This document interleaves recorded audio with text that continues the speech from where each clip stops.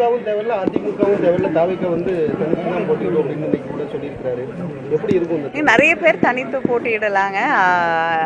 ஒவ்வொருத்தரும் வந்து அவங்களுடைய தனிப்பட்ட முடிவு அது. All the best. வெற்றி என்பது நிச்சயமாக திராவிட முன்னேற்ற கழக கூட்டணிக்கு தான் என்பதிலே மக்களுடைய வரவேற்பை பார்க்கும் பொழுது மிக தெளிவாக தெரிகிறது. பாஜக கொள்கை கொண்ட அதிமுக கூட்டணி இல்லை அப்படிங்கிற ஒரு ஐடியா இல்லை அப்படிங்கிற மாதிரி விஜய் சொல்லியிருக்காரு. அப்படிங்கும்போது ஓரணியில் தமிழ்நாடுக்கும் அதுல தாவேக்காவை இணைக்க வாய்ப்பு இருக்காரு. முதல்லயே தமிழ்நாடு ஒரு அணியில் தான் இருக்கு. அதனால வேற யாரை இணைப்பது அப்படிங்கிறது முதலமைச்சர் செய்ய வேண்டிய முடிவு. எங்களோடு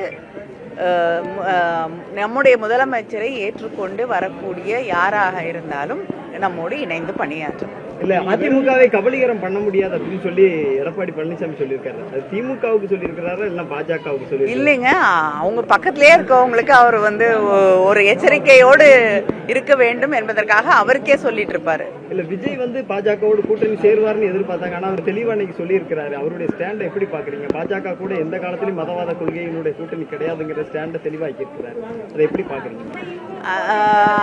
சில பேர் வந்து அதனால வந்து கொஞ்சம் அதிர்ச்சிக்கு ஆளாகி இருக்கலாம். ஆனால் யார் எதிரிகள் அப்படிங்கிறத வந்து மக்களுடைய எதிரிகள் யார் என்பதை அவர்கள் தெளிவாக மக்கள் புரிந்து கொண்டிருக்கிறார்கள். பிளே ஸ்டோர் மற்றும் ஆப் ஸ்டோரில் இருந்து பாலிமர் செயலியை QR கோடு மூலம் பதிவிறக்கம் செய்யுங்கள். செய்திகளை உடனுக்குடன் பெறுங்கள்.